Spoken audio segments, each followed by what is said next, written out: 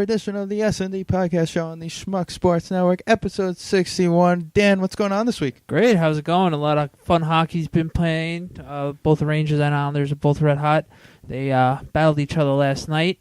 We have our good friend Brian coming on from SNY Nets to talk about Islanders and Little Nets.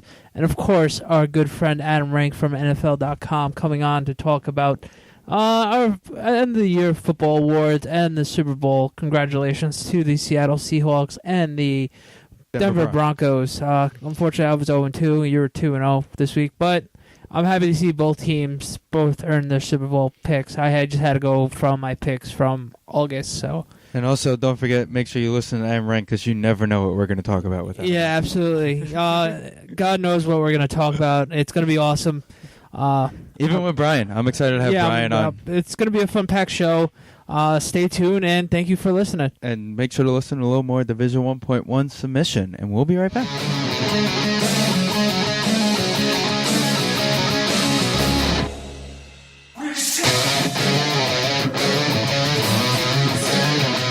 All right, welcome back to S&D Podcast. You just listened to Submission by Division 1.1. Before we have our wonderful guests on, we're going to start off the show with little hockey talk. Before we get into the hockey, the Yankees made a big signing I just want to bring up real quick. Yeah, congratulations to Tanaka for coming to America with a big payday. He was must be nice. He was 24-0 back in Japan, so it's going to be interesting to see. It'll be interesting because I heard that the Japan League, he played in a really big ballpark. Yeah, it's going to be interesting, especially it's going to be a whole new environment, and the Yankees are expecting him to become the ace, or ace B, next to CC Sabathia. So it's going to be really interesting to see with him, but who knows what happens with players from out of country. So it might take a adjusting period, but it's definitely going to be interesting to see. So congratulations for Tanaka for coming to the Yankees. Meanwhile, both the New York Rangers and New York Islanders are both playing red hot. Unfortunately, one of them had to lose last night, and it was the New York Rangers after having a 2-0 lead. The Islanders found their way, battling back their number one line with Kyle Oposo, John Tavares, and Thomas Vanek. Still continues staying blazing hot. It's really crazy how all three of them should be in the Olympics, but obviously Kyle Oposo got shafted. Like we mentioned. It's still early. He can still get in due to injury. Yeah, due to injury, but obviously you don't want anybody to get hurt. So that's the worst case scenario. But it was a great game. Cam Talbot played okay, I guess. Defense hung him out to dry a couple of times. The Rangers played really sloppy. That's the one thing I took away from this game. The Rangers played. The ice looked bad. The Islanders played good, but the Rangers played really stupid. How do you get 7 men on ice on too many men? It's just stupid things with the Rangers, which when the Rangers are playing bad, everything happens to fall apart all at once for Rangers. The ice looked bad.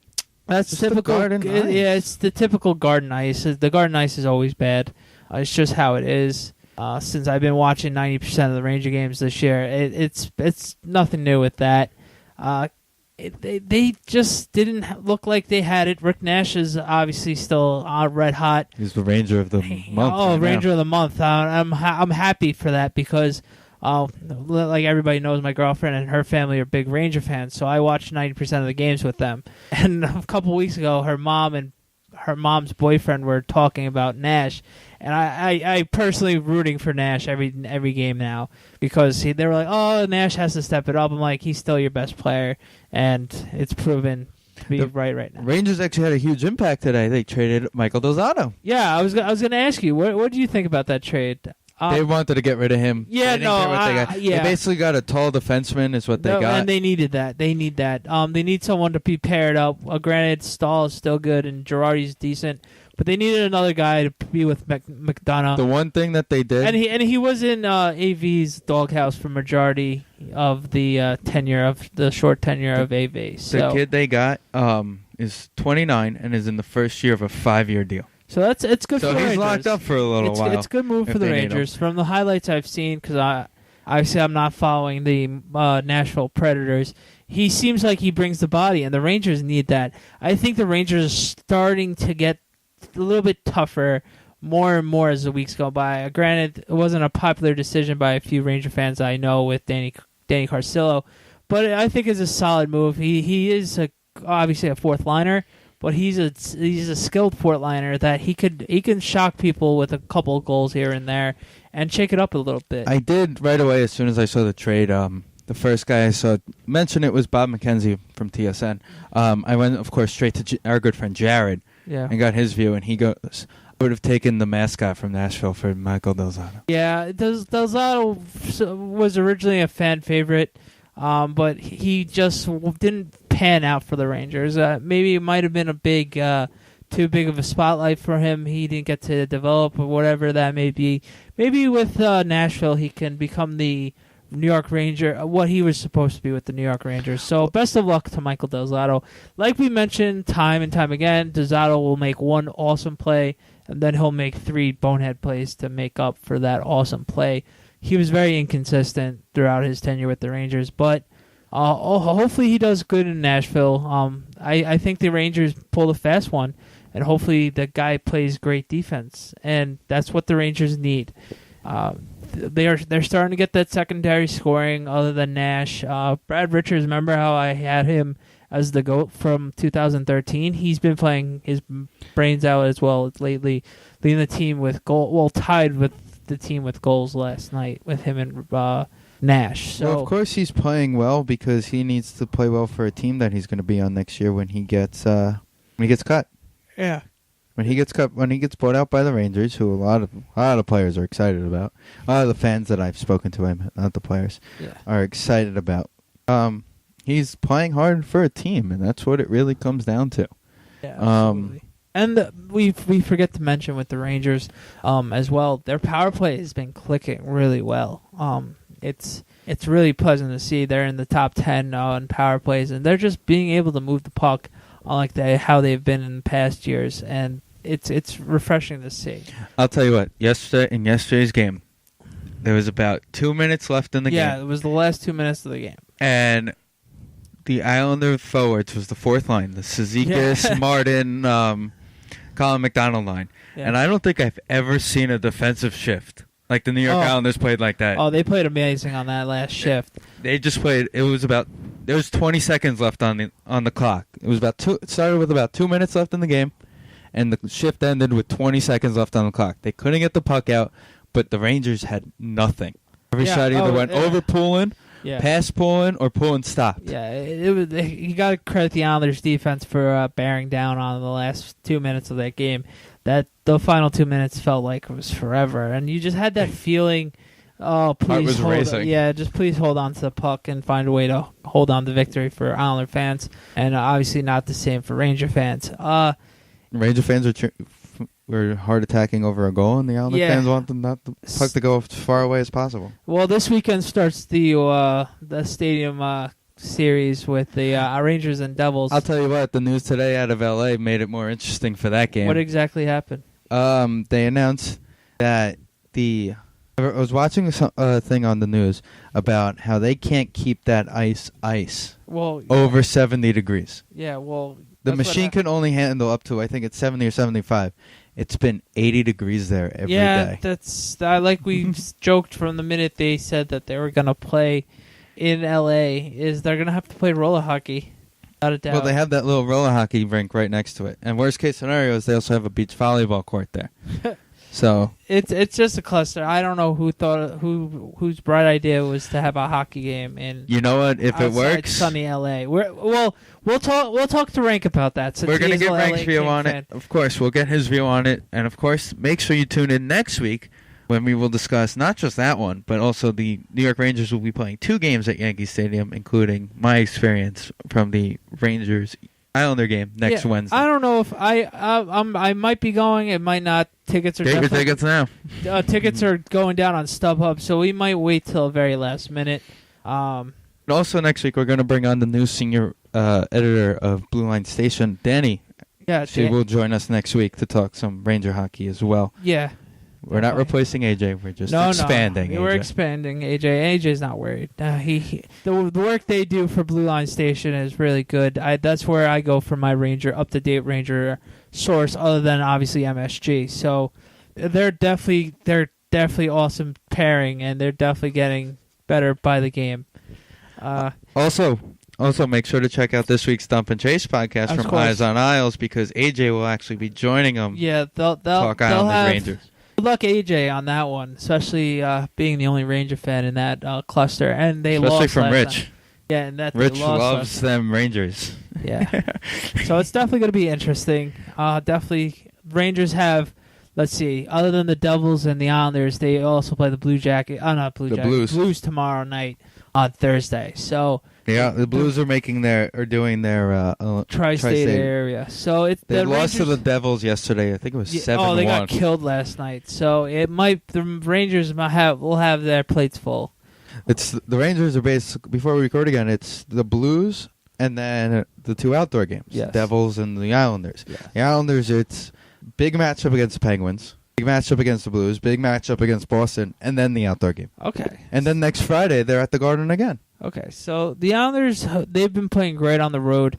It's really going to be interesting to see how they're going to be able to get to the outdoor classic game, the outdoor game, and be able to be amped up to be on national TV against a big-time rival. My personal opinion is start the game without a goalie.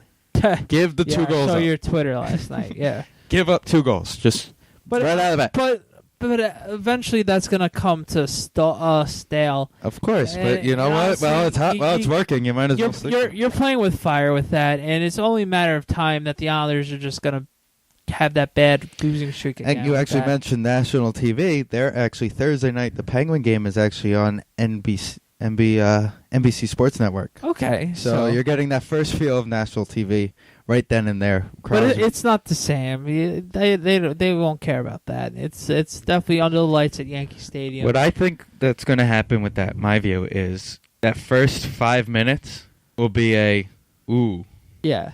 And also getting used to the cold because I that's looked at what the I'm initial. scared about with the Rangers. 90% of the team has played on the Winter Classic, so they know.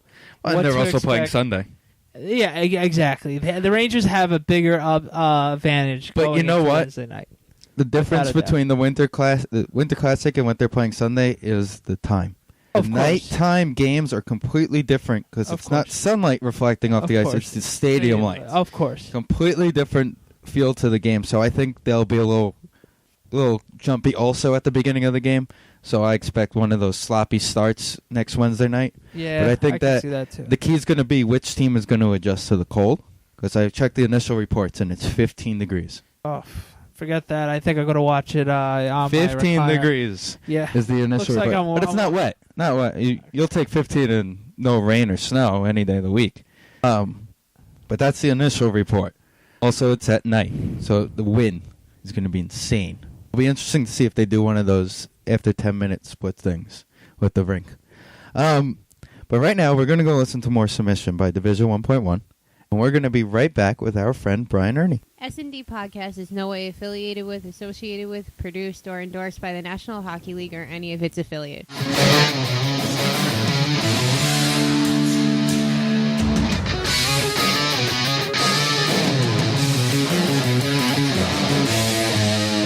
Welcome back to episode 61 of the S&D Podcast Show on the Schmuck Sports Network. Once again, that was Division 1.1 with Submission. Now we'd like to welcome in from SNY Nets. Welcome to the show, Brian. Hey guys, what's going on? Great. How are you doing tonight?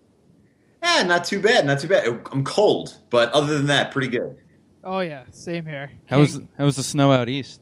Hey, we got hammered. We got about 14 inches, so but I got a new snowblower right before the season this year, so it's like my new toy. Now I love it when it snows. I'm better than Francesa with this thing. Absolutely.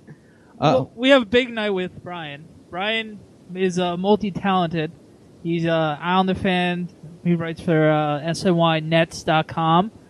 So, two really hot teams. We'll start off with the Islanders. What do you think coming off that impressive win against the Rangers last night? Well, it looks like a completely different team. I mean, when you look at the production they've gotten at the top line is, I think you can really say the top line is the best line in hockey right now. Between Tavares, Oposo, and Vanek, it scared me to see that Capuano actually considered breaking up that line for any period of time after the second Nash goal last night. That being said, there's still some areas for concern. This thing of getting behind by 2 goals, it's not going to be sustainable the whole season. So I'd like to see the defense step up. They need to get healthy back there. Lubomir Visnovsky is desperately needed.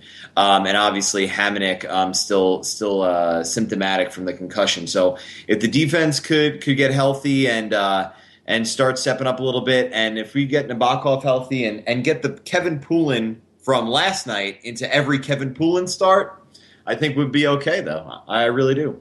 Absolutely. Funny you mentioned the Thomas Vanek, John Tavares, and Kyle Bosa line. They're the hottest team hottest line in the NHL. Hottest line in the NHL, and all 3 of them are top 3 in points since when was December 17th. Steven posted actually a picture on Instagram and Twitter showing that all 3 of them lead the league in points since December 17th. So that's kind of impressive of how hot all 3 of them have been, and the doubters of Thomas Vanek are slowly shutting up a little bit, which is great to finally hear. Yeah, I mean, I would say the criticism of that trade was uneducated at best. Out of the people who say that losing Molson was killing our season and whatever, they just, I'm for lack of a better term, don't watch a lot of hockey because Matt Molson is a great power play player. He's been great and has great chemistry with John Tavares. That being said, he's not the greatest 5-on-5 hockey player. Thomas Vanek creates so much space for Tavares. They have an incredible chemistry, and why that's so important, obviously, is because as we get down towards March 5th, the Islanders are going to have a big task. Gar Snow needs to get Vanek locked up. I mean, this is what it all boils down to, right? You gave away a first-round pick and a second-round pick next year, plus Molson, a guy who was adored by the team and by your best player, basically John Tavares' best friend. So you give those guys away, which is a big package. But if you can convince Thomas Vanek, hey, listen, Vanek's only 30 years old. I mean, this guy has 5-6 good goal-scoring seasons left in him. And if he can play like Jaromir Jagr, he's got 10 or 12. So, I mean, it's so big that he's produced so well on Tavares' wing. And I really think that the Islanders have made a very compelling case for Vanek to avoid free agency and sign here. You know, listen, you're going to hear the Minnesota thing, and that's going to be out there. Although I'm not sure how much cap room ultimately they're going to have to commit to a guy like Vanek with the contracts they have on board. He's going to want to probably look at his options for contenders, but moving to Brooklyn, playing on John Tavares' wing, I have to think that that's pretty attractive for Thomas Vanek. I can't complain about the way Vanek's played. And you're completely right. Molson is probably going to end, if he stayed on the Isles, he would end up being a third, fourth line guy. Yeah, I think with John Tavares, he's a first line guy. But that being said, look at the slew of guys that have come in here, and John Tavares has made top line guys. I mean, P.A. Parento was a top line guy. I mean, Brad Boyes was a top line guy last year. I mean, really, seriously. So, I mean, when you're playing with one of the best and most talented players in the world, everybody's going to look good. Agreed 100%, and you're right. But the only thing with PA is that he actually ended up getting a decent deal over in Colorado. And of course, they put him on the line with Landeskog and Duchesne, so he really can't complain. No, he can't complain. He's lived a pretty charmed life in the last couple of years. So, yeah, keep living right, PA. Well, I actually read something today that Buffalo's looking to move Molson for a second-round pick. I mean, if that's all they can get for him, it's really a shame. But I have to think a contender gets a little jumpy. And if a team maybe, and I mean, I know this is going to be a deep draft, or at least it looks like it will be. Well, this year is supposed to be actually one of the worst drafts. Oh, yeah? In history. And then next year is supposed to be a pretty decent draft. All right. So, I mean, then what's the difference, really, if you get a second or a first-round pick? So, I mean, I know the NBA draft's going to be deep, so we can get to that eventually. But, I don't know. It's one of those things that I don't think that they can sell Molson that low, but that might be all the market bears. I still think we're early. Teams are still jockeying for position in trade talks right now, and I would be surprised if Buffalo doesn't at least get a late first rounder from a team that's definitely playoff bound, and it's going to be somewhere around that 26, 27 range. I would be shocked if they didn't at least get that. Yeah, actually for this year's draft, the only big name that's going to be in it apparently is Islander prospect Griffin Reinhardt's brother, Sam Reinhardt. Okay. Who they actually predict to be better than Griffin Reinhardt. That'd be pretty difficult. Griffin looks good, man. He looks like he's going to be a stalwart on that for a while. Well, when the Islanders were struggling, a lot of people were thinking the Reinhardt connection in a couple of years would be really nice. Yeah. That pick is protected that they sent to Buffalo, so it's lottery protected. But it looks like now they're going to be either just good enough to break our hearts and not quite bad enough to have that first round pick stick around this year. It'll be fun to watch the rest of the year. It should be really fun. I actually think Matt Molson might come back to the Islanders next year. I have that for the right price. I could definitely see that happening. The problem with him coming back, in my opinion, is like I said earlier, he's probably a third, fourth line guy, and he doesn't seem like a guy who can produce without Tavares. The big numbers. But every time I see him in a highlight, he is still producing goals. So that's good to see without Johnny, even though Johnny helped him score 90% of his goals. It should definitely be interesting. Brian, are you going to the outdoor games? Yes, I will be at the Stadium Series for the Islanders Rangers game on Wednesday. So that's going to be exciting. Listen, the Islanders don't get a lot of opportunities to be on a national stage. They impressed a lot of people against the Penguins last year in that first round exit. And they really put their best foot forward when they were in the national light. It would be great to see something just like last night and really take it to the Rangers, kind of assert themselves, especially because these are huge games inside the division, inside the conference, and I'm looking forward to it, man. I know I'm going to be freezing, but it's going to be a lot of fun. You mentioned they're playing a lot of games inside the division and conference coming up. They have the game Monday night against Boston. I was actually at the game in Boston on New Year's Eve, and I'll tell you what, we stunned that crowd. Oh, yeah. I mean, that was such a shocking win, especially in the fashion they got it. I mean, I was flipping back and forth. I had my New Year's party here, and I was flipping back and forth between the Islanders and the Nets, and the Islanders got down, so I flipped on the Nets, and they were doing their annual San Antonio disappointment. So I thank God I flipped back to the Islanders and caught the whole comeback, because it was incredible. And, this team, what they've been able to do, listen, I was on the Fire Capuano bandwagon. I'm not going to pretend like I wasn't. I thought they had an opportunity to get Peter Laviolette in here, and I still think that they might need to do something like that with a coach of that ilk to get them to the next level, which is possible. But give this coaching staff credit. They've gotten the players to play hard. They've kind of, we hear a lot about regressing to the mean when a player will come back down to earth. Well, the Islanders have sort of now played up to the mean. They were so bad for so long. You knew the talent was there. It was just a matter of them starting to outskate everyone, filling up that empty space, back-checking, forechecking, and shoring up the defense. And honestly, even that still goes through the breakdowns seemingly on a nightly basis, at least once or twice. So, it's really encouraging to see how well they've come around. Well, you mentioned Luvo before. I mean, he is practicing, so that's a good sign. But I felt like that when he first went down, the team just okay, now what? You immediately saw it in that Carolina game. Right. Immediately.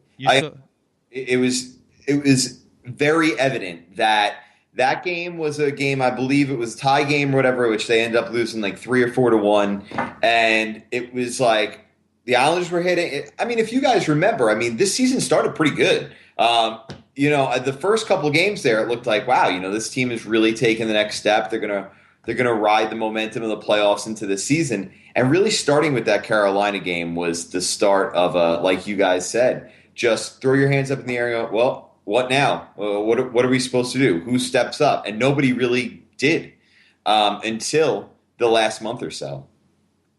Well, definitely the whole no-win November. Definitely, for some reason, if the Islanders are able to skip the month of November, the Islanders would be the best team in the league, without a doubt. It's just one of those things. I don't understand how every November the Islanders just don't show up and play. It's just one of those years they're gonna put it together, put it all together for that month of November and actually get a win, or get some wins. We're gonna shift some gears to the Brooklyn Nets. You do write for the SNYNets.com. They are the hottest team in the whole of all the sports teams in New York. What do you think is clicking for the Brooklyn Nets right now? Well, again, talk about a team that looks like a completely different team. It's been night and day. Everybody was really, really upset when the season started and the Nets started floundering out of the gate because, I mean, if Jason Kidd wasn't Jason Kidd and wasn't, a huge part of this team's history, I think he might have been gone after, 15, 20 games. But if you look at how they've come together, especially after the Brook Lopez injury, it's all about the defense. It is all about defense. They're a completely different defensive team. I think they're giving about I think the number is about 92.3 points per game, somewhere around there. It's been just night and day different. Kevin Garnett moving over to center has really seemed to help. Paul Pierce playing the 4 is an interesting little wrinkle. But what it's really done is it's committed this team to running a very unselfish game. Everybody's getting a lot of touches. Everybody's staying within themselves. You even see a guy like Andre Blatch, who's been lights out the last 2 games, hitting shots from everywhere. He's not trying to do too much, just taking the shots where they are, taking the mismatches and the opportunities when the other team gives it to him. And I have to say, it's been a real feel-good story in Brooklyn because it was getting really ugly for a while, and it was a shame because there was so much promise around this franchise and where it was moving in the direction it was headed with the ownership and one of our own on the sideline and running the ship and Jason Kidd. But that it's just been absolutely amazing to witness the turnaround. Do you think, I kind of noticed recently with them, it kind of looks a lot like the old school from a couple years ago Atlanta Hawk offense? Because every time you watch a highlight of a net game, it's Joe Johnson has 30, Joe Johnson has 25 plus. Right. It's less isolation for Joe Johnson, but Joe Johnson's arguably, and I know he's played great basketball early in his career, especially like you said back in Atlanta, but this might be the best I've ever seen Joe Johnson play.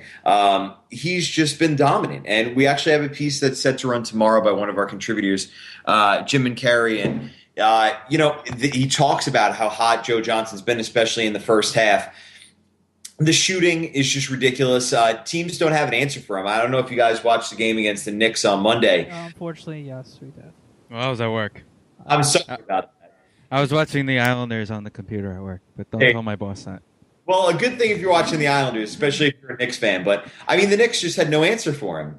And it seemed like every time he touched the ball, Madison Square Garden collectively groaned. It was kind of remarkable to see. You know what? Joe Johnson, I have to say, really has probably been the MVP of this team this year and the way they've rallied around him. And it's been great to watch. A lot of people were worried about the foot issue, the plantar fasciitis that he had last year that really limited him and pretty much made him a non-factor in the playoffs in that 7-game loss to the Bulls. And he's gotten healthy. He has proven that he can do it all. He can score no matter how many touches he's getting, and that he and Darren Williams, who's coming back from injury, and Paul Pierce and Kevin Garnett, they don't care who gets the job done. They just want to win, and it's been a great January. I'm actually excited. I'm going to the game on Friday night for my first Net game of the year. They're playing against the Dallas Mavericks. So what do you expect for that game on Friday night? Well, it's a game that the Nets certainly you would think that they should win on their home floor. Listen, their scheduling has been very strange over the last few weeks because of the London trip. Something I wasn't particularly fond of when it happened because they really used up 6 off days to go out. I get internationalizing the game and all that stuff, but this is an older team. They are, a little. You could see. I mean, the only game they've lost this month was that Toronto game, and it was on the back end of a back to back, and Kevin Garnett asked to sit out for rest. So you would think where these are spaced out enough, coming off the back to back on your home floor against Dallas, that this is a game that the Nets should, if they're the contenders that they're playing like now, they should win. That being said, listen. The Mavs always seem to give the Nets fits. The Western Conference is so good. It's seemingly top to bottom, because I say that because you look at a team like the Pelicans, who have 16 wins and they're, on the, in the basement of their division. They'd be right in the mix in the East. So it's always going to be tough when you play a Western Conference team. I would hope that the Nets could find a way to pull it out, because they have some very winnable games coming up before they end the month in Oklahoma City. So I'd like to see them win these next 2 or 3 games before they go play the Thunder and really end the month on a high note. I mean, the rest of the Atlantic is floundering, so it's good opportunity to pick up ground. Yeah, they could easily be in first place by the end of the month if everything goes to plan. Wasn't it that the Nets just became the first team ever to win in 3 different countries? 3 games in a row. They won in London, in Toronto, in Canada, and in New York, and in America. Oh, they didn't win in Toronto. They unfortunately lost that game. That was their only loss of the month. They played in 3 different countries. 3 different countries. So for what that's worth, I mean, they got their passports stamped, right? Something that will be nice and buried in the media notes, for the next 2-3 weeks, and that'll be that. So if they go on like a little losing streak, they'll just blame London. Yeah, well, I mean, listen, it's something that, listen, I did write about this on the blog. I think it's silly to send teams over there in the middle of a season. If you want to start a season there, fine, I get it. That's what Major League Baseball has been doing for years, and I don't love it. The NHL's done it also a couple times. The NHL has done it. Baseball is even weird. I mean, they're going to open in Australia this year, and they're going to come back and have to play spring training games, which is a very strange situation to be in, but at least it lets the teams reacclimate before they go on that grind. The reason why I was kind of upset about it was because that Toronto game, there was no need for them to play it back-to-back Friday and Saturday. I think they played like 4 games in 6 days. And had that game, let's say the Atlanta game, been in Atlanta, and they played Toronto on Monday and then in Atlanta on Thursday or Wednesday or Thursday, whatever it was. Maybe we'd still be talking about that they haven't lost a game in 2014. Who knows? You can never predict stuff like that. But I just think that if you're going to send teams overseas, I think for the NFL, it doesn't matter because it's the same 5-hour flight for, let's say, the Giants as it would be going the other direction of the West Coast. But for a team that plays, every 2 or 3 days and relies on the off days, I think it is a big deal, and I think I know the NBA is still going to do it, and I know they probably don't care what I think, but I think it's something that they should at least look into. Yeah, the same thing happened with the Knicks last year. Actually, they played as well in England as well, and it definitely took them a couple of games to get reacclimated to the time zone and everything like that. And it was just wasted a week. It was like when they could have easily had a couple of games like against like rivals and everything like that, and then just have an off week pretty much, and then play 1 game that week. It kind of is a buzzkill, especially wanting to watch as many games as possible. So let's see what else do. By the way, once again, we're talking to Brian. He does write for SNY Nets.com. Definitely a good read. Check it out, especially if you want to be up to date with all the Brooklyn Nets insight and everything like that. If you had to pick one guy to win this week's MVP, even though we're recording on Wednesday, so far, who would be your MVP the last this whole week since last Wednesday? For the Nets? For the Nets, yes. Yeah, it's got to be Joe Johnson, I think. In fact, we're doing something fun on the blog that I don't know if you guys appreciate it or not, but I'm a big WWE fan. I have been. I am too. I was actually going to save a question for the end of the interview.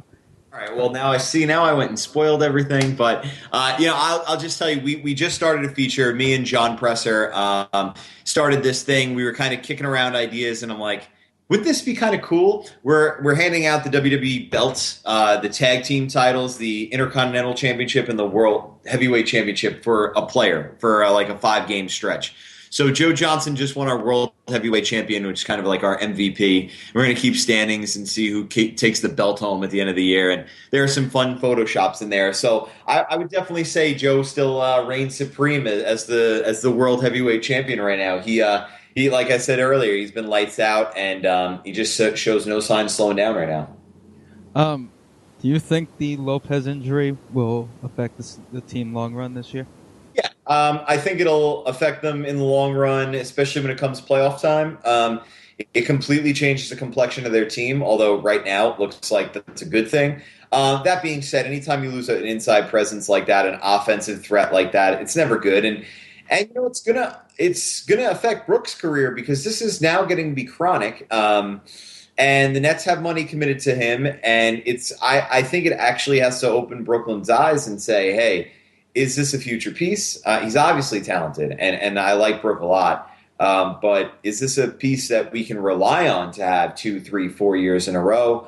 As of right now, it's been so disconcerting to see it happen, and I really, really hope that for his sake and for my sake as a Nets fan, because I enjoy watching him play, that he gets healthy. But yeah, I think it'll have an impact somewhere down the line. I think that article is probably yet to be written, but will come from the beats and from guys like me and the guys over at Nets Daily and the Brooklyn Game and stuff. I think we will eventually look at the loss of Brook Lopez. Right now, we're very fortunate that they've just compensated very well. It is really sad, especially being a Knicks fan and knowing firsthand on how Brook Lopez kills us every time we did play them. He, like I've mentioned time and time again, when healthy, he's one of the most underrated players in the whole league. Yeah. And he's one of the few pure centers left in the game. And it's really sad, like you mentioned, it's a whole chronic injury. Something's always wrong with him, and it's really sad to see. It always stunts his growth to becoming a perennial all-star. Like last year, he was his first time being an all-star. He could have easily been a perennial all-star if he stays healthy, and it's really sad to see a player that plays hard every night and equals up to a double-double every night. You appreciate that, watching that, especially in our new tri-state area. We don't get that as often. Granted, Tyson Chandler is very good on defense. We don't get that with the offensive game. So he is the best pure center in the area, and it's really sad to see him chronically hurt because we can appreciate the talent he has. Yeah, absolutely. When you think about it, in New York, I mean, really, there hasn't been one since Patrick Ewing. So, yeah, it's a shame. It's a shame to see him struggle with his health.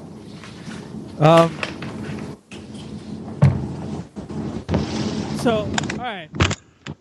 Here's the wrestling question I have for you. Since this weekend is Royal Rumble, it's the road to WrestleMania. Since we have our good friend Adam Rink on a little bit later on our show, who is also a big WWE fan, I figured I would throw in some wrestling. All right. Let's. Since it's Royal Rumble, who do you think is going to win the Royal Rumble match, and how long does he last? All right. Well, I should preface by saying I used to have when I was growing up, we used to do like a pick out of the hat with me and my parents and my grandparents and my best friend. And everybody would come over our house. We'd order the Royal Rumble and we'd pick the guys, because they used to announce all 30. They were never these surprise entrants or whatever. And we used to pick guys out of a hat and throw $5 in or $10 or whatever, and then whoever had the winning guy would get the pick. I remember trying to fix it one year because Mr. Perfect, we were like convinced Mr. Perfect was going to win, and it was Yokozuna won, and we happened to have Yokozuna. We were all excited. Anyway, that's that. Anyway, so the Royal Rumble, I think, personally, I'm going to put my money on a screw job ending. I don't think they're going to go clean into WrestleMania 30. I think they're going to set up a long program. It looks like Batista is going to win this thing, but I would love to see some kind of Batista and Punk's feet hit the floor at the same time, and it sets up some triple threat of like Orton, Punk, and Batista, just to get. I don't even think Batista's over right now. I like he came back and he came back to a Stephanie McMahon led chant on Raw. Nobody was. I don't even feel like anybody was really that psyched. And there was actually Batista got some heat for calling it an era of the B stars or whatever in this tweet war with Alberto Del Rio. So he kind of turned a work into a shoot, and I think that's so silly because I always view Batista as like the last of that group that came up all through OVW as the less talented guy. Hold on, sorry guys. It's okay. Call you right back. Anyway, that was Batista calling me, telling me he hates me. So because he was in that class with Orton and Cena and Lesnar and all those guys. I don't know. I hope for something like that. I would originally have always said Roman Reigns early on, but it really looks like with Batista back, I think it's going to be Batista. But I'm going to put my money is going to be a screw job ending with Batista and somebody I'm hoping CM Punk. Yeah, it has the makings that CM Punk is going to last all the way up to the Final Four of some sort. It just has that making of it. And with Roman Reigns, I think he might finally get his push. I think they're slowly breaking up the Shield, slowly each week. I think they're doing that well. I think they're doing that really, really well. I think exactly. Yeah. No, I think that. But see, the one thing that worries me about Punk is it looks like his program leading up to WrestleMania is going to be against Triple H. See, that's what it looks like it's setting up. So I mean, and that's not even a bad feud. I can see that being cool because the Triple H Brock Lesnar thing was dumb last year. My God, yeah, awful. And we had to sit through it 3 times, and it was just terrible. I could see Punk getting a really, really good match out of Triple H. I would love to see the main event, though. I feel like Cena's going to lose this weekend because I think they want Cena reserved in case Hogan is going to be involved somewhere along here, and I think they want to kind of meld those two guys, do the Cena-Hogan passing of the torch as the ultimate babyface kind of thing to at WrestleMania 30. I know Piper's talked about a lot of stuff recently. Yeah, yes. That would be awesome. My ultimate dream WrestleMania match would be pretty awesome. I'm sure you saw it all over the internet. Would be Roddy Piper with CM Punk versus Hulk Hogan and John Cena. That would be an awesome match. That would be incredible. If they let Cena and Punk carry, I don't think they're going to turn Punk. They're not going to turn Punk. Which actually sucks because I love heel Punk. I think he's... Well, who doesn't love heel Punk? Heel Punk is the best. The best was last year when he was feuding with Undertaker. That was the best lead up to a WrestleMania match in a very long time. Unfortunately, the death of Paul Bearer helped it tremendously, unfortunately.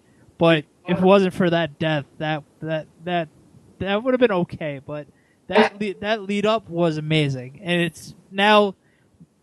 It's Punk has settled down a little bit because the last couple I think they've little staled out on what to actually do with CM Punk. He's been fighting 3-on-1s against the Shield, so it's been kind of blah as of late. So that'd be nice. That would definitely be nice if they reuse Punk because he's definitely lost some steam.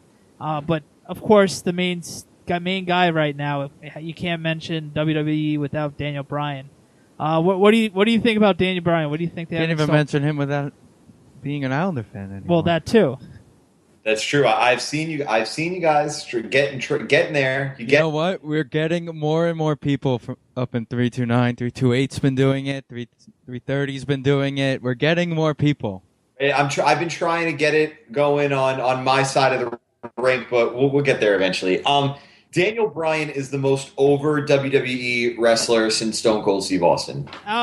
I'm really happy that they X'd the whole him with the Wyatt family, because that was just a disaster waiting to happen. How over he was, it was just not the right time for it, and I'm happy that creative actually put an X to that, because it was just weird to see the last 2 weeks on how hot he was just for him to be on the background of Bray Wyatt, who's been more and more becoming that creepy villain that when Mankind first came into the WWF at the time, he has that same feel to it, and that he's going to be an awesome heel kind of thing.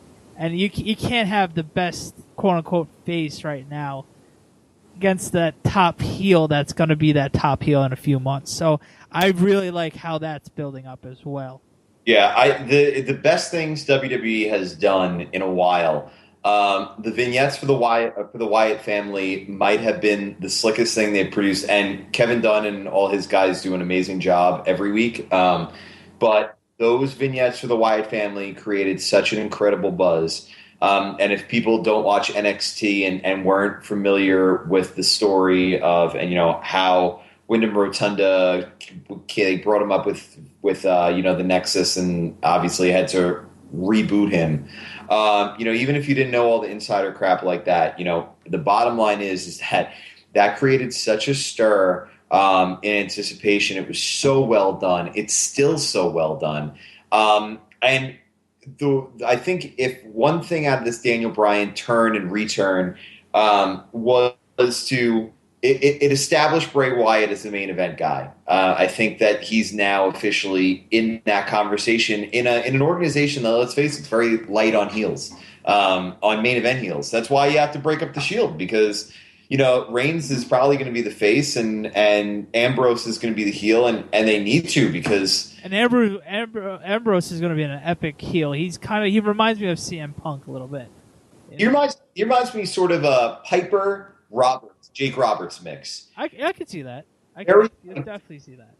With the promos, and he's got this kind of weird. I don't know if you guys have ever seen him confront Mick Foley. It was, I think, at like a WrestleMania Access event or something like that, like 2-3 years ago. It was before he broke in, and he did I'm sure is was a work at the time, but you got to YouTube it if you haven't seen it. It's just fantastic, and he sort of cuts a promo on Mick in the middle of these people, and Mick's just taken aback, and he's like, "Well, what the hell, man? Da da da. Who are you?" kind of thing. And it's so you could see right from there that he was going to be really, really good. And his work's good. And listen, I think that at the end of the day, you're probably with the network and Daniel Bryan's popularity, how he's crossing over to mainstream. You saw the Michigan State thing. You guys mentioned that. You guys are trying to get the chance up at the Islanders games, and it's gained some traction. I think maybe we're back on an upswing for the wrestling business. And we did it for my cousin's wedding. Nice. His intro was the Daniel Bryan. It was pretty funny. But honestly, I'm definitely buying WWE Network. That's going to be the best $10 I spend all month whenever my monthly bill comes in. How excited are you for the WWE Network? I will be right behind you in line. We will share a beer, and you can come over to my house 11:06 because I am so excited. Listen, what people don't get, I just want to address this really quickly, because what people just don't seem to grasp about the business end of this is, I even heard wrestlers were worried about how it's going to affect their pay-per-view payouts. The network providers, the cable and satellite providers collect anywhere from 60 to 70% of WWE's pay-per-view buy rates. So basically, the network providers, those DirecTV, Cablevision, Verizon, Comcast, all those guys, they collect the sum off the top and basically skim more than 50% off the top from WWE for being the provider to people's homes, the avenue into which you buy the pay-per-view from. So let's say, and I've seen as low as they collect 20%. I've seen as high as 40%. So let's even use 40%. A $60 about pay-per-view. I mean, what are you getting? $15-20 a buy. So if that's the case, and 125,000 people are buying these B pay-per-views, like a Payback or Extreme Rules or stuff like that, Hell in a Cell. Yeah, that's definitely. I only buy the big ones. I definitely online everything else. But it's going to be awesome being able to watch every single pay-per-view for $10 a month, opposed to spending $60 a month on a pretty much, let's face it, a 3-hour Monday Night Raw on a Sunday night pay-per-view. A $55 Monday Night Raw. Yep. And you're after watching it, you're like, oh, I wasted $60. That's how. Thanks WWE. But as long as you're paying the $10, it's not going to matter. As long as the content is going to be up to par, which it should be, it's going to be the best $10 you spend if you're going to buy the WWE Network. Hands down. Yeah, and from a WWE perspective, they have the content's paid for because when they bought WCW and ECW, they paid not even $5 million for all these libraries, and it's a one-time thing. You know, they create their own content so they can pull from their own stuff. They're already making, you know, Raws and SmackDowns and NXT and all this stuff. They take it in one place and they cut out the middleman. And I really think it is the future of how you will. I think in 5 years you will buy your networks a la carte like this. I think if you want MLB Network, if you want NFL Network, you're eventually just going to buy it directly from them and work with this. Because listen, MLB Advanced Media worked with the WWE to come up with this. Don't for a second think that if it's not successful, you won't see other other entities go to this model. Well, we do have MLB at bat, and that is by far we split it with a bunch of friends, and that's our best $20 we spend a year. Oh, no question about it. That is Going to sleep watching Vince Scully is not much better. That is than that. easily the best $20 me and Steve split together with a bunch of other people to get MLB at bat. Every night we were able to watch baseball for like $10, pretty much essentially for the whole season. So it's definitely starting to become that way. Obviously, with how big Netflix is and how big Hulu Plus is, and all the websites that we mentioned about, and everything like that. Well, SNY Nets. Check out the blog. What's the Twitter? Brian Erni, just my name. All no spaces, no underscores, just Brian Erni. Leave off the ND. I am not a Sesame Street character, so BrianErni. You can guys can be subjected to my daily snark about silly things. Thanks again, Brian. All right, guys. Thanks so much. Great job. Keep up the great work. Thank you. All right, take care. S&D Podcast is in no way affiliated with, associated with, produced, or endorsed by the National Basketball Association or any of its affiliates.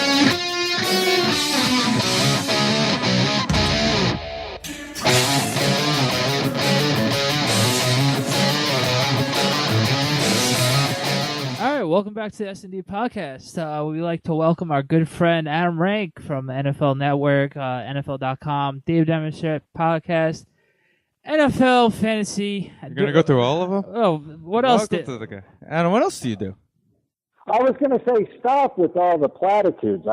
First of all, I don't deserve it. And then I seem to be the second banana on like everything. I'm like the ultimate sidekick, which is cool because I was a huge Andy Richter fan as a kid. So it's working out pretty nice for me. So the newest one, as you mentioned, was the Fantasy Live podcast, which we did, which I don't know if you guys heard it the other day, but I felt bad for Marcus and Jason, who had to sit there and listen to my rants on just about everything. Yeah, I actually listened to it today coming home from work. Funny that you mentioned. I'm like, oh, he's done that to us before.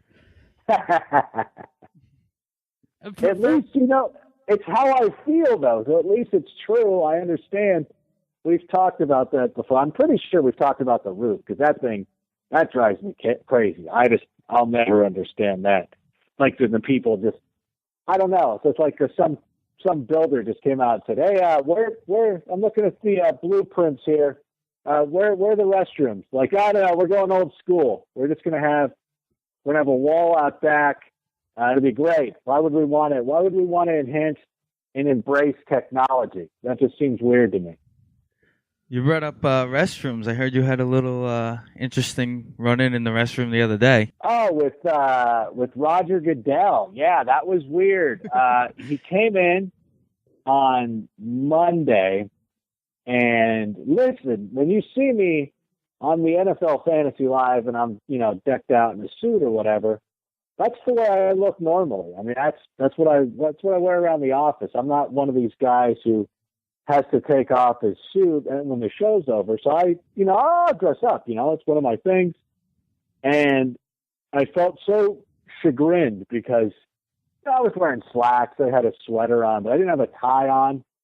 It was kind of, I know.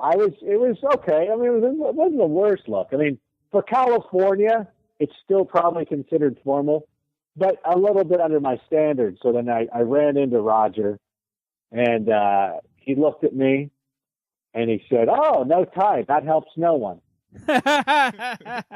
No, that's not a true story. That would have been awesome, though. I couldn't let you guys go on. You got me there. That would have been good. But wouldn't it have been sweet? Like, that's the thing. That's the one thing. Like, somebody asked me about that the other day. They're like, are you upset about that? When people say that, I'm like, upset about it?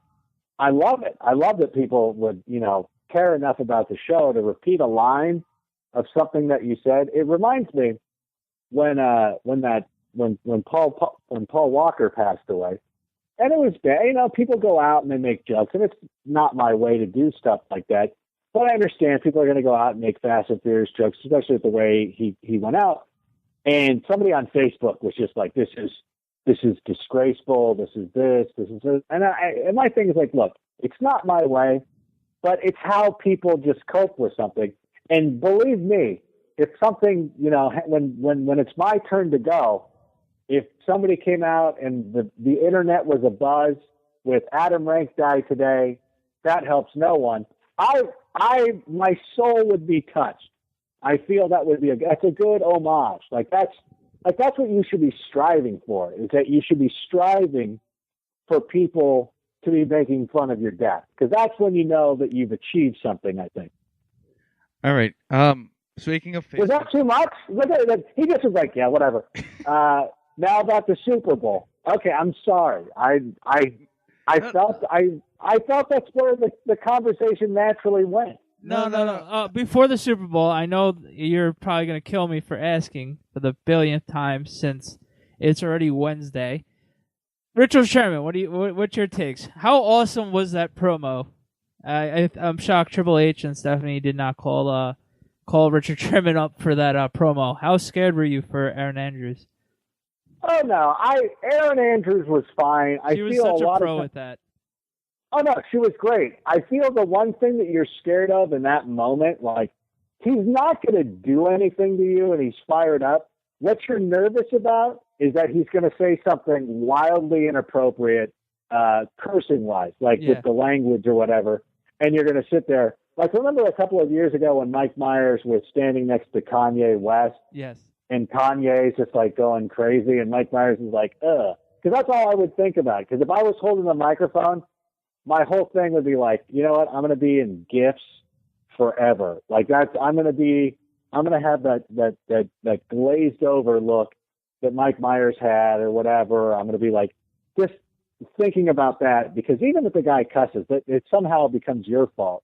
Like, you were the one who was, who put him up to it. So I think she was nervous of that. She's probably just sitting there being like, please don't say the F word. Please don't say the F word. Please don't say the F word. That's basically all you're thinking about at that point. It's like, please do not curse. I don't want to hear this. I don't want to have this conversation or anything like that. So, and there's a photo floating around the internet right now where Richard Sherman gave her a hug afterwards. Yeah. He knew he was fired up. She knew it wasn't a big thing. I enjoyed it, of course, as somebody who roots for the heels in professional wrestling. I do like it.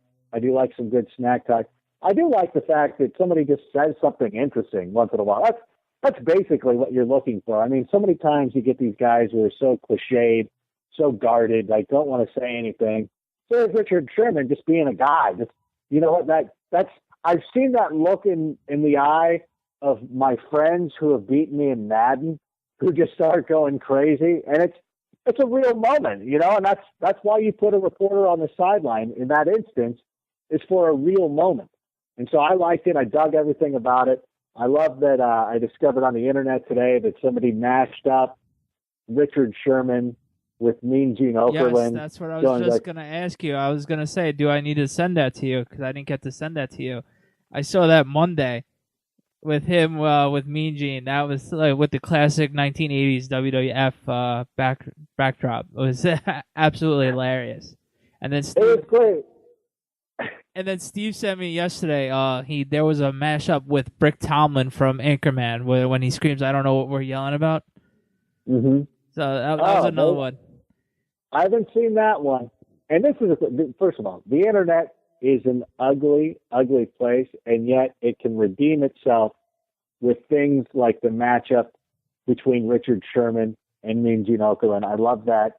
I feel this is where our brightest minds are now putting their talents. You know, these are the young filmmakers. Like the next Kevin Smith is not making Clerks. He's making Richard Sherman, Mean Gene Okerlund mashups. And really, I approve of the way that society's going, because I feel it's not a good thing. It's a great thing. All right, on Twitter on Sunday, I'm not throwing you under the bus because it's not true. How many people, since everybody thinks you hate Peyton Manning, how many tweets have you got since Sunday that you're the biggest Peyton Manning hater and you suck, blah blah blah, since he's going to the Super Bowl? It was 1,473 officially at the last count, which is fine because apparently this just getting to the Super Bowl is good enough, and either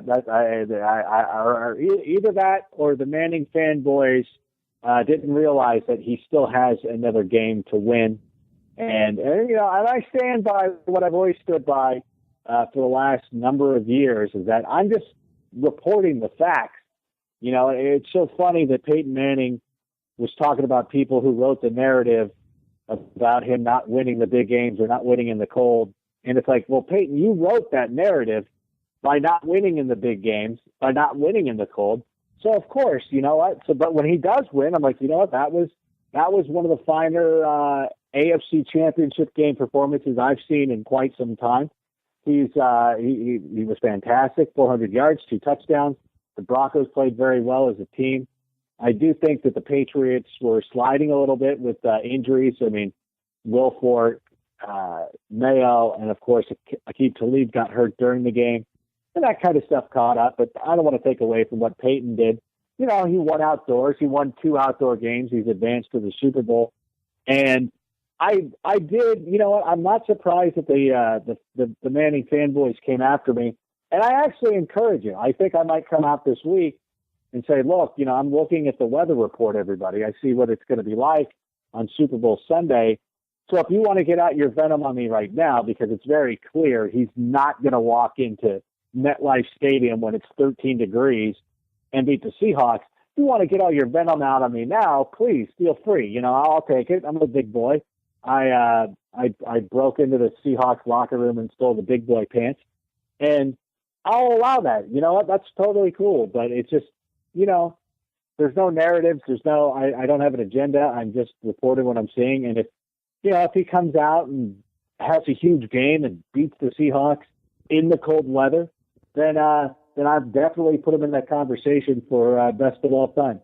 Absolutely right. And you would have to do hashtag LOB, like Richard Sherman at the end of his interview for Legion of Boom. Of course. So you mentioned Facebook before, and you becoming a regular on our show.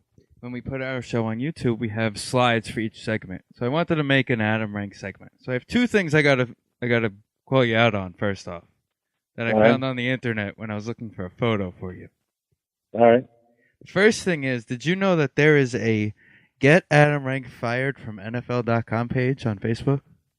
Yeah, I'm a member. I love it. It goes back to what I was talking about earlier when I was hijacking the show about how people perceive you and everything. If people are upset at you, then that's fine. I mean, like it just goes with the territory. And if somebody takes the time to recite that helps no one to me, that's awesome. But if somebody takes the time to be like, I'm so mad, I'm going to start a Facebook page, I dig that too. I mean, it's all cool with me. I'm the same way too. When I was growing up, there'd be guys in the papers or anything like that who I just would not like.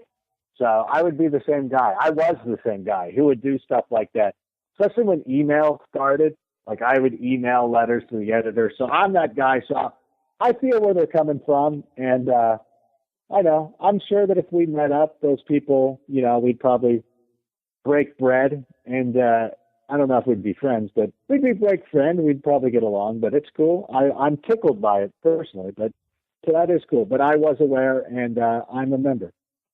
Alrighty. All right. There's one other thing. The picture that I have chosen, I'm going to give credit to footballnation.com for this. Would you like to explain the Adam Rank in the bathrobe drinking beers photo? Yeah, what do you mean? Explain that. Here's what I want you to do. Dean Martin. I'm gonna search this out on the internet right now. Dean Martin, robe, Sands. Let me see if I can find the photo. There's a classic photo of Dean Martin sitting in a robe doing an interview at the Sands Hotel, which I don't know. It's in a book. I've seen it before. I just thought, you know what? It's a classy photo. I was at the Mandalay Bay. I was sitting around drinking beers, and you know what? You go in, and I'm this guy. Whenever I go to a nice hotel, which isn't very often, I usually like to go to like little, budget motels, whatever. I saw that there was a robe available for me to wear, and I'm wearing that. And I'm out there, and everybody else was hanging out, wearing their jeans and t-shirts and everything like that. I'm like, nope, I'm rocking a robe, and I'm gonna drink a couple of beers, and I'm gonna hang out. And somebody goes, do you mind if I take a photo? And I'm like, please do. I love it. I think it's, I might recreate it because, I've lost a couple of pounds since then, and I'm that vain, and I will go out. I think it's a handsome photo. I'm not backing off of it at all. Well, that's the one we chose to use for your little clip that's going to come on the YouTube. It is very classy, so. If I was going to choose my own photo, I probably would have sent you that one. These guys, they try. I get it. I forget the website that first found it. They're like, oh, I can't believe this is on the. I'm like, well, it's on the web because I put it out there. Like I can't really protest too much about it. I just felt it was that's when you've reached. Well, I don't want to say legendary status, but I go, that's kind of baller. You're kind of like, all right. I think you can even find a photo of Peter Lawford lounging around in a robe from the Ocean's 11 set. I'm like, I'm all for it. Be comfortable. All right. Since next week's Super Bowl week, and you're coming to our territory next week. Mm-hmm. What are you looking forward to for Super Bowl week? I know you're going to be a very busy guy, but what's the biggest thing you're looking forward to next week, being in New York for the whole week? And I'm assuming you're going to the game too, right? I am going to the game. I'm hoping that it's going to be a snow game. I don't want it to be a rain game. I do want it to snow because I think that would be very cool. Looking forward to all that stuff. You know what, though? I really love Super Bowl week, and I understand there's some journalists out there or TV personalities or whatever who always feel like it's a chore to go out to the Super Bowl. And I never want to have that feeling of dread, of that feeling of, I don't want to be here. I wish I didn't have to do this, because I find it's fantastic. Like everything that's going on, the hype, the energy, and it's really fun. Like I've been fortunate to go to a Super Bowls in some really cool cities. Indianapolis was awesome. New Orleans was unbelievable. San Diego was amazing. Dallas was kind of tough because it snowed that year, and it was so spread out, and you really didn't get a sense of what they could offer. And I felt that kind of hurt them a little bit. Well, not hurt them a lot because they didn't really know how to deal with snow. I just can't imagine, because going to New York is amazing anyways. Like, it's just fun to go to New York. And now you're going to add the Super Bowl on it. And it's like, I don't know if it's something where it's like you put two awesome things together that don't go together. Like if you put ice cream on pizza, like that might not work. But I feel like New York is perfectly set up for the Super Bowl. The Super Bowl Boulevard thing is going to be awesome. I'm going to be out there on Wednesday, on Friday. We're even going to have a little thing too, is I'm offering myself up. Hopefully it snows so people can pack snowballs. And if I gave you bad fantasy advice this year, you can find me and you can pelt me with a snowball for a limited time. So I'd love to do that. So I enjoy all of it. Oh man, I love going to Hell's Kitchen. I love the pizza. I can't wait. I think it really just isn't one thing. I mean, it's just a great trip, and I look forward to it with the same enthusiasm that I look forward to the same enthusiasm I had the first time I went to the Super Bowl. And the first one working was in 2003, Super Bowl 37 in San Diego. Like that same enthusiasm I've carried over because it's such a thrill for me. And so I'm looking forward to all of it and seeing, some old friends and things like that. So I know it's kind of hacky to say that, but I really, really do feel that way. Hopefully new friends, since we're gonna try to meet up. Since try and throw some snowballs at him for me, because I know he gave me some bad advice a couple of times this year. I'm sure I did. Anyway, there's also another thing going on next Saturday, the NFL Honors. Where they give out all the awards. First off, since we are a New York show, does Michael Strahan finally get into the Hall of Fame? He better. You know what? It seems almost too perfect for him to get into the Hall of Fame this season. I know he was disappointed last year that he didn't get in, but I think that the notion of getting in New York, there at Honors, this is the first year they're going to be they're revealing them at NFL Honors. It's going to be a huge thing. He's got to get in. I'm sure that the guy who's going to be fighting for him, and it's really like as much as troubling as the way baseball sometimes the heat they were getting for their Hall of Fame. The NFL one, it's almost worse because it's like one guy lobbying, and so there'll be a writer who covered Michael Strahan during his career, and he's got to lobby these other writers, and I know a lot of them will like trade picks, like, all right, well, I'll vote for your guy, but you got to make sure you vote for my guy, and there's kind of those kind of shenanigans. But the guy who's going to be lobbying for Michael Strahan is going to be like, look, we're in New York City, we know he's going to get in. This is the perfect time. So it would be one of the biggest upsets, and it would be like the Undertaker losing at WrestleMania for Michael Strahan not to get into the Hall of Fame this year. Yeah, that's blasphemy. And I'm gonna disguise myself as Adam Rank if Michael Strahan does get into the Hall of Fame. Try to get an interview with Strahan. Is that all right? Yeah, please do. Drop my name at the door. They're sending me to the. I'm going to the DirecTV party that night. You don't even get to go to the NFL Honors? No, I went last year, but this year they're going to send Akbar. I'm going to go to the DirecTV party. So they're sending the beautiful people to the. Yeah, well, of course. Like you send Akbar to that. Like you said, where all the beautiful people are hanging out. I'll be there. I'll be at the DirecTV party, which will be fun. And then after I kill the bar, then I'll be walking over to Hell's Kitchen, and I'll be somewhere on 48th Street. I get this right?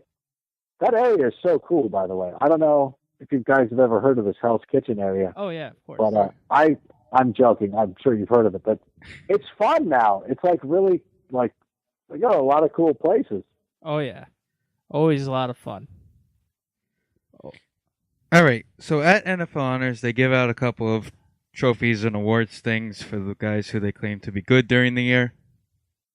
So I think we should have a little fun and get Adam Rank's official picks and post them.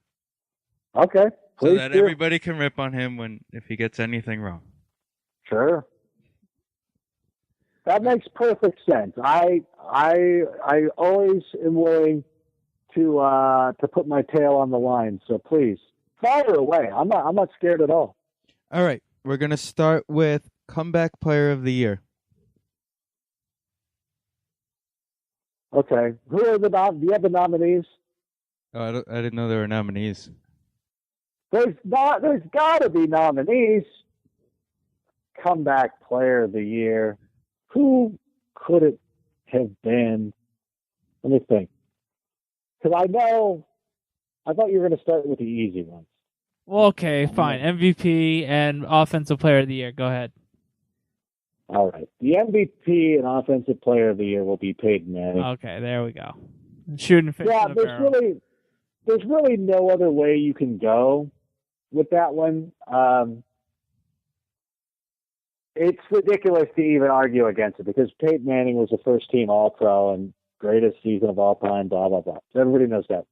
I do want to say, though, in defense of Tom Brady, when you looked at the guys that he had to throw the ball to over the course of the year, not a lot of great options. You know, I mean, Peyton Manning walked in, he was throwing to Demaryius Thomas, Eric Decker, Wes Welker, Julius Thomas, all these great guys, you know, and then Tom Brady was throwing to a bunch of guys who were undrafted players.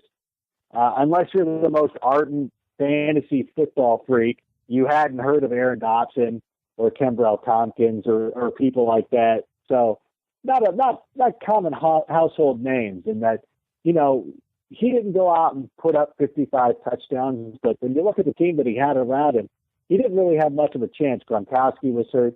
Shane Vereen was hurt for a lot of the years. Danny Amendola was hurt.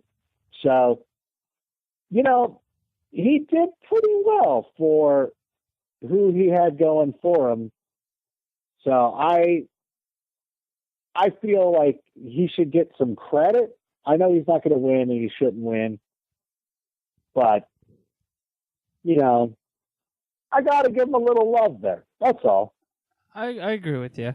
All right, so Coach of the Year. What about Coach of the Year? Bill Belichick's not going to win. Yeah, that's what me and Steve were saying while we were prepping for this. For some reason, he never wins. I never wins. I think it's going to be between Andy Reid and Pete Carroll.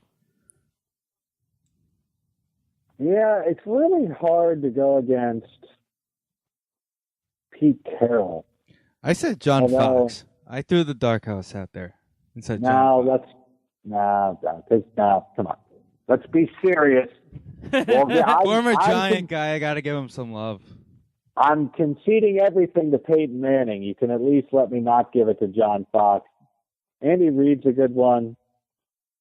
Man, if the Bears would have made the playoffs, Mark Trestman would have made it for sure. I was thinking that also with Rex Ryan if the Jets made the playoffs. Yeah. Oh, goodness gracious. You know, Rex Ryan going 8-8 with that ball club.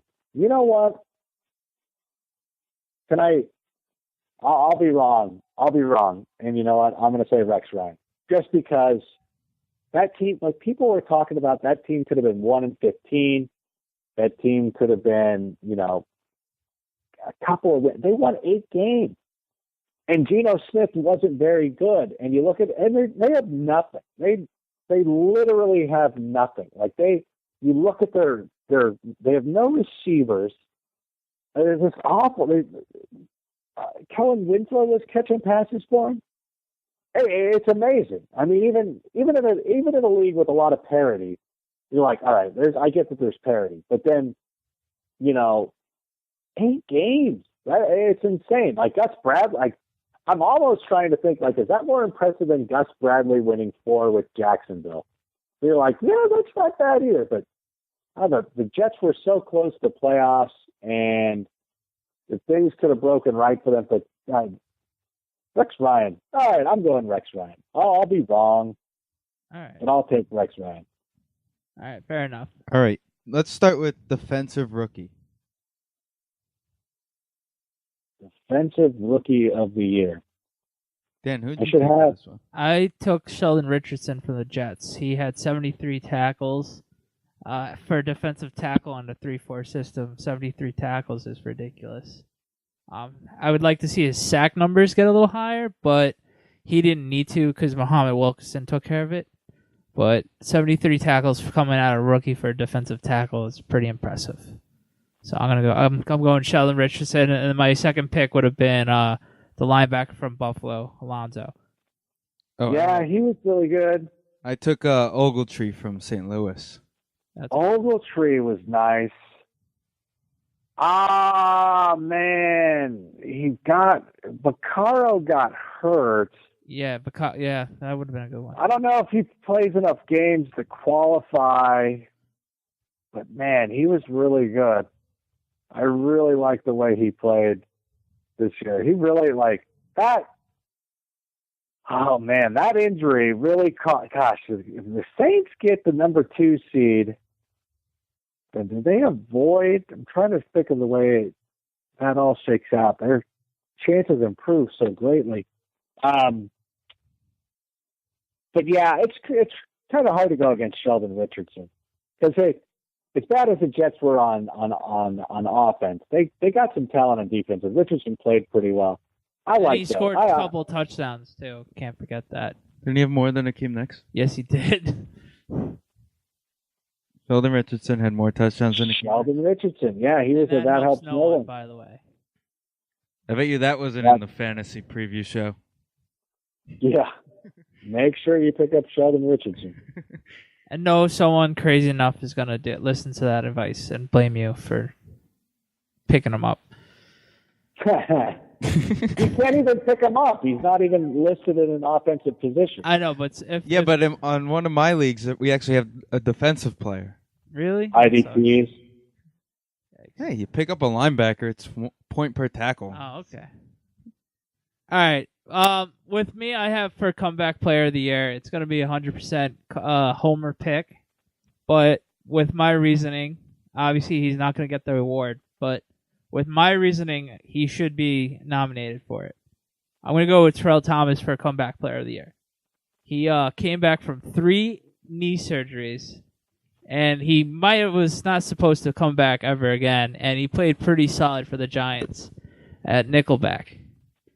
So he was my comeback player of the year, but obviously he's not going to be nominated or going to win. But I think he should have been at least looked at for that. No, that's good. I'm not gonna hate on you for that one. I took Robert Mathis for this one. Mathis was great. 19 sacks. He's also my defensive player of the year. Robert Mathis is your... Oh, yeah. 19 sacks on that defense? 19 and a half sacks, by the way. That's not bad. That's not bad. It for was either defensive player of the year. Him over Bobby Quinn, though? Yeah, he was pretty beastly, too. And it was also between them two and then, what's his name from Carolina for defensive player? Kinkley, yeah. Oh, Kinkley. Yeah, Kinkley was dominant, too. I'm going with Super Bowl top guy. I'm going with Richard Sherman. Leading the league in picks and just backing it up and being able to help carry the Legion of Boom. Right. No, that's a good one too. I mean, I'm not gonna. I'm giving up layups. All right, Rank. So we need your comeback player and your defensive player. All right, I'll go Bobby Quinn, defensive player of the year. He was just so dominant. Like, it's so hard in that division too to stand out as a defensive player because they're all 4 of those teams play great defense. So I'll go Quinn. I think Quinn will win that one too. So I'll go there. Comeback player of the year. I've been thinking about this one. This is going to be a little controversial, but I'm gonna say it anyways. I'm gonna go with the bolo tie himself, Phillip Rivers. Career looked like it was stalled, like people thought he was washed up. Came out, had a pretty good year. That Chargers team, or the Jets not having a lot of offensive talent. Chargers, Antonio Gates is slowing down. Keenan Allen was a nice find. That was a great draft pick for him. He was going to do great, but he still got a lot out of Ryan Matthews, Danny Woodhead. Phillip Rivers was making it go. That offensive line was a little bit shaky. Got the Chargers to the second round of the playoffs. And so I feel comfortable going with Phillip Rivers. I don't mind. Again, we're talking about guys who might not win. Maybe this is considered a homerish type pick because I live out here in Southern California. But I'm gonna go with Riv. Well, you're talking about the Chargers. So the last award we're going to give out is the offensive rookie, where I actually took Keenan Allen. Oh yeah, it's got to be Keenan Allen. trying to think who else. He had over Eddie 1,000 Lacy. yards this year. All right, this is where it gets. But Eddie Lacy was really good. Yeah, I was going with Lacy, especially how he kept the Packers offense afloat while Aaron Rodgers was out for a good 8 weeks. Yeah. Just that alone, and getting 1,000 yards for the Packers offense. When was the last time a Packers running back got 1,000 yards? So I had to give it to Lacy. Yeah, I mean they're both great picks. But since I chose the Bears in fan free agency, yeah, and I live in Southern California, there's no way I'm going with Eddie Lacy. But I know. So I'll go with Keenan Allen as well. But I gave Lacy his credit. I gave him props. I brought his name up. Yeah, you did. Speaking of Green Bay Packers, how is being in the same room with AJ Hawk, your best good friend? I was delightful. He's a really nice guy, really cool guy. You know, he's not a fun. I'll tell you. I'll tell you guys this.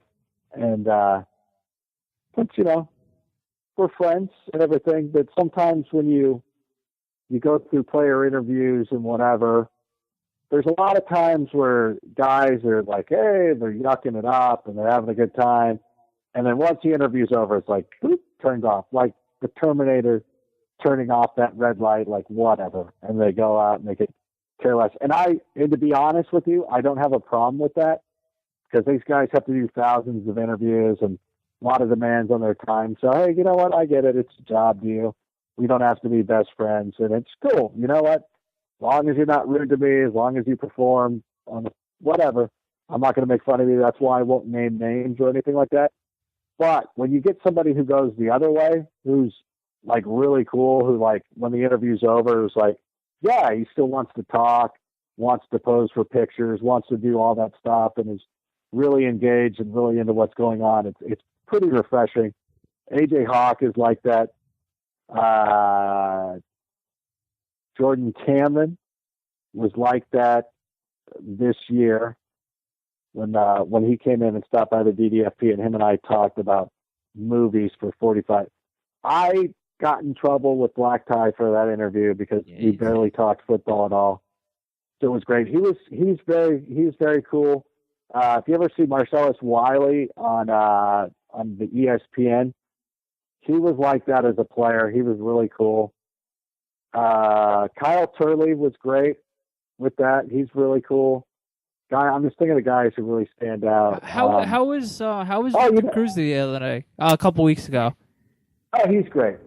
He's doing, he was doing the rounds with everything, and but he's still really nice. And you could see, you could tell he was having a good time with my sort of inane line of questioning and calling him out on his Twitter follows and stuff like that. So even though Adam forgot to mention our podcast to Victor Cruz. That's okay. I called him out. That was my fault.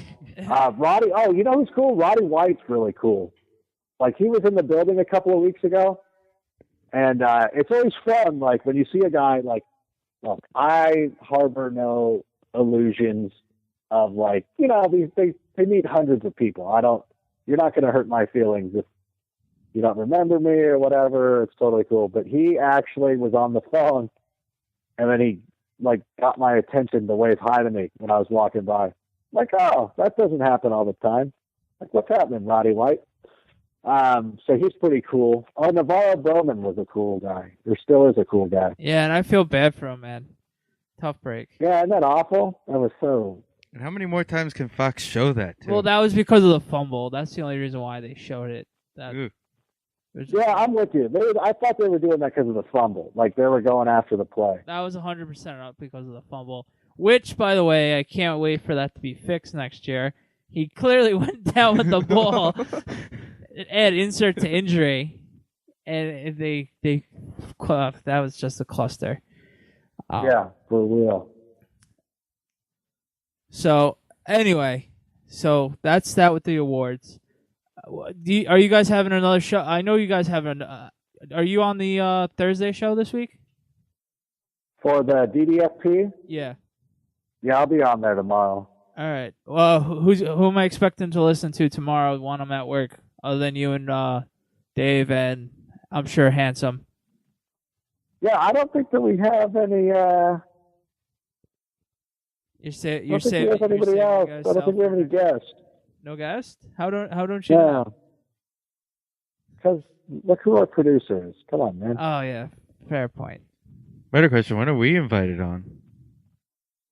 That's an interesting question. If the Again, I Giants don't do the if booking. the Giants make the playoff, if the Giants make a good run next year, Don't forget to call us. I think a Giants correspondents are in favor. How about that? Oh, that makes sense. That makes sense. And I don't jive as well, so a couple of good things. Oh, very nice. Well, then that's the first rule. Yes, so of course. So all right, what's going to be your favorite restaurant when you get to Super Bowl week? Other than Ray's Pizza, since there's 80 billion of Ray's Pizza, and they're all the original Ray's pizzas. Original famous Ray's and all that stuff. So we went to. There's a place called Quality Meats that everybody talks about. I've heard of it. Yeah, quality meats. Yeah, that's a cool place. From what I understand, I've never been, but I really do just go. I go out for pizza all the time. I find it to be pretty good. You know what I like though, and this is my place. It's on. I think it's on 46. It's a House of Brews. I find that place to be delightful. Yeah, that was place. Yeah, that was one of the places that we discovered when we were out there for fantasy draft week, and I just kept going back there. It was a cool little setup, but the food wasn't bad. Of course I was eating there late, and I was really impressed by their beer selection. So that'll steer me. God, there was another place that was on 46. There was an Irish place on 48 that was a lot of fun. And I wish I could remember the name of it. And I know saying it's an Irish place does not narrow it down at all. No, not at all. Not at all. Too bad you're not going to be in town for Sunday. The Knicks are playing the Lakers, even though it's a pitiful matchup. I'm actually going to that game. Too bad you're not going to that awfulness. No, that's what I was trying to get to that. I had talked to one of my compatriots. I said, if we get a chance to go in on Sunday, we got to go to that game. And his response was similar to yours, we're not going to that. I'm like, what? All right, so I don't know how cheap the NFL is. I'm sure that isn't. And I know you're part of the Shield, so you're going to be a good employee. Do you have a roommate for the Super Bowl week, or you are cool enough to have your own room? Oh, no, they hook us up with our own rooms. Nice. Which is very nice. Yeah, at the Sheraton, at the Media Center. Why am I saying all this? I don't know why are you saying all that. You didn't need to say that. It's just simple yes or no. Oh, it doesn't matter. I'm not going to be under my own name anyway, so. So you're one of those guys.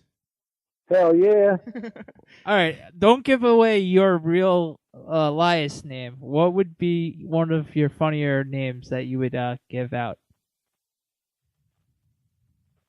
One of my funnier names is I would go under. I would take a professional wrestler's real name and use it, like Jean-Paul Levesque, Triple H. or something like that. Yeah. All right. Ah, that's a good Come one. on, sign in in New York as Peyton Manning and see if anybody notices. Oh yeah, that'd be fun. All right. Super Bowl week and Peyton Manning staying in 2 different hotels. Yeah. All right, before we wrap up, Rank, since we had our first guest, Brian, who's also a big wrestling fan, Sunday is not WrestleMania. Royal Rumble. You can tell it's late. Royal Rumble. All right, give me who's winning the Royal Rumble, and who's going to be starting the road to WrestleMania to probably face Randy Orton or whoever is going to be the undisputed world champion. Well, for the Royal Rumble, I have a feeling it's going to be Batista who is going to be emerging victorious. It seems, like it would be a waste for him to come back and not be immediately in the top of the card there. He'll be facing John Cena. And it should be a finish off of, it should be a nice finish for what happened when Batista left 4 years ago. John Cena was the one who put him out. So they've got a nice little angle going right there. Cena versus Batista. I think Cody Rhodes should eventually fight Randy Orton to, finish off the Authority versus the Rhodes family feud. Also, with their history and everything. Put that together. What do you think about Roman Reigns? Brian before mentioned that he's kind of expecting a good big push that we've been waiting for, and does the Shield finally break up? Yeah, at some point Roman Reigns would be perfect to be in a battle with Big E Langston. They would be a nice complement to each other. They're both big guys, both physical guys. I call him Big Titty Langston. Yeah. And but it would be, it would be pretty, I think it would be a pretty good match. It would be pretty fun. I like their styles together. I thought that the Superman punch that Roman Reigns delivered on Monday Night Raw. Oh, man, that was an awesome punch. Yeah, it was unbelievable. I like that they got the clean win. Everything looked really good. I like all three of those guys who eventually go on as singles competitors.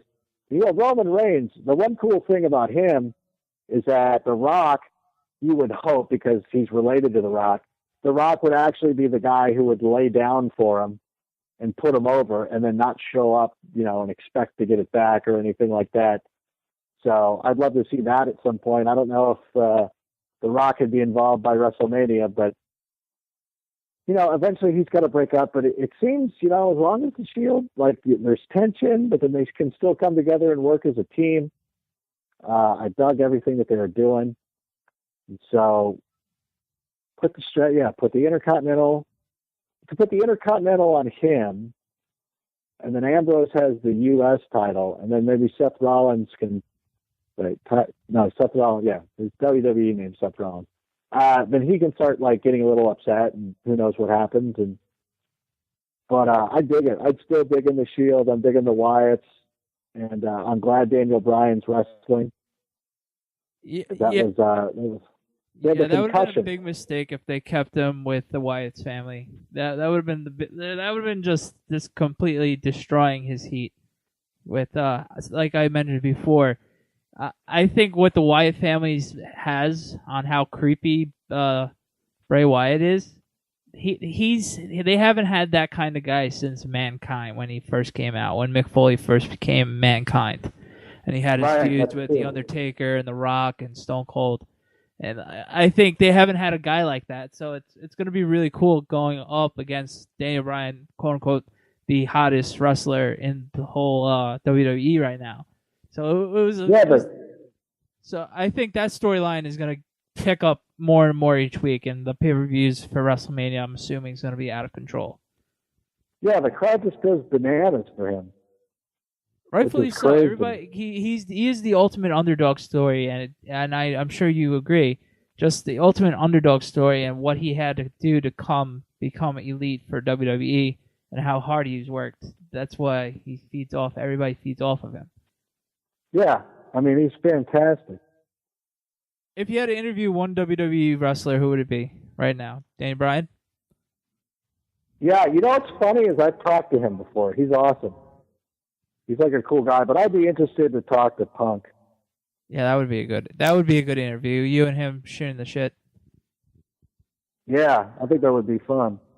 I wouldn't mind talking to Punk. He's a big Blackhawk fan. See? Comic books, and Rank loves comic books as well. So see, it's like best friends. We just all made best friends. All right, Adam. We would like to thank you for coming on.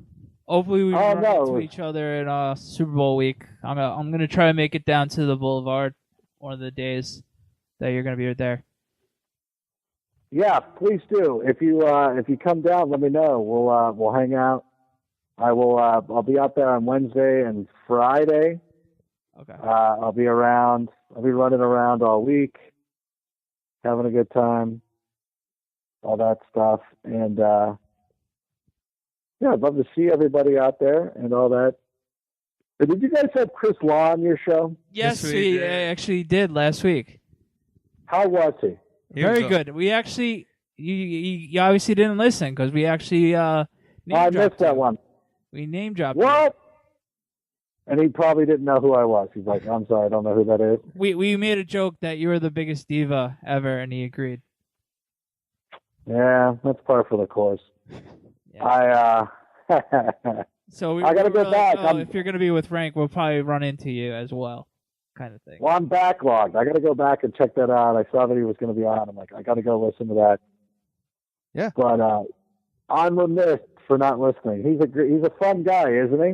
Yeah. Yeah. And we even had Brockman on about a month ago. Oh, Brockman? He's not as fun. No, I'm just joking. Brockman's great too. He's a mass. But Chris is, come on. Yeah, that's true though. That is weird. He likes to strut around with a Red Sox hat. I'm like, it's so offensive. They won the World Series, so you got to give him that. I guess. Unlike your overrated team in the Angels, though. You guys No, we're very rated. Everybody thinks we're terrible, and they're right. He's got a point there. It's because And- they're paying a first baseman and an outfielder How- billions of dollars. How much is Trout going to make before he's 25? It's going to be amazing. Give him $1 billion. Why is this?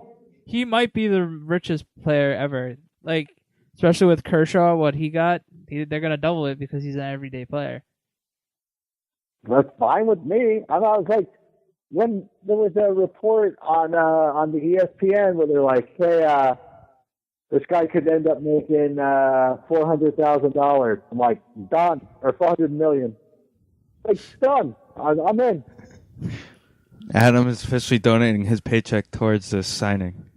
Oh, no. I donate it by buying merchandise, by buying food, by showing up at the stadium. So I do my part. I watch them on TV. The Flame Broiler sponsors the Angels. I go to the Flame Broiler. So I do my part. I therefore can then say, give them $400 million. Of All right. Do you have the rally monkey at home? course I do. What kind of question is that? Yeah, that's a common question. They still use that thing out there? Yes, it's delightful. Oh. You still have Mr. Met. And Mrs. Met now. Oh, She's a very Oh, lovely wonderful. lady. I'm sure she is. Well, once again, Adam, thank you very much for joining us. Like always, it was a pleasure. Oh, the pleasure was all on this side of the phone. You kids take care, and I hope to see you next week. Thanks, Adam. Safe travels, all right? All right, thank you very much.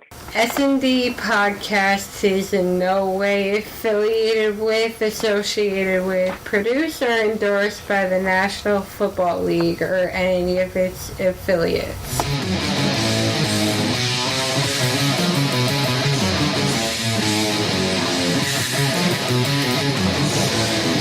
I don't know about you, Dan, but I thought tonight was awesome. Yeah, tonight was definitely awesome. Once again, thank you, Brian, and thank you, Adam Rank, for both coming on. Phenomenal job by both of them. It's going to be fun. It was awesome hearing both their input about Royal Rumble this weekend. Definitely interesting takes on both of them, on their input for the road to WrestleMania, as well as the NFL season and the Nets for Brian. And the Islanders with Brian as well. And Huh? as well with Brian. I hope you enjoyed it just as much as we did. Once again, don't forget Division 1.1. They had a recent show at Daisy and Roxy and Dukes. I apologize. Definitely check out their new music. It's definitely coming soon. So thank you for remaining patient with them. I know it's hard work since they do have 9-to-5 jobs as well as working on a band. And we definitely appreciate it, especially for us doing a podcast is our second job. Once again, thank you for listening, and enjoy your week.